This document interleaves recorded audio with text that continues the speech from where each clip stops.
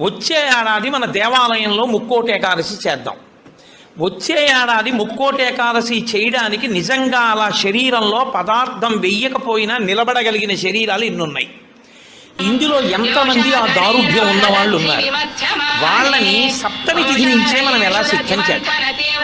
వాళ్ళని సిద్ధం చేసి ముక్కోటి ఏకాదశి నాడు ఎంతసేపు ఉండగలిగితే అంతసేపు ఉంటాడు.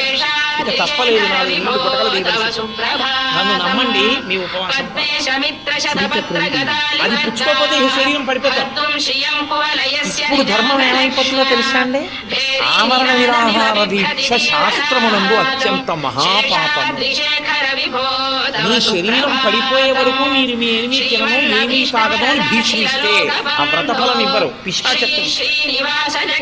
అన్నం తినకుండా నీళ్లు పుచ్చుకోకుండా ఎవడైనా శరీరాన్ని పడగొడితే వాడి జీవుల్ని పిశాచంలోకి ప్రవేశపెడతారు.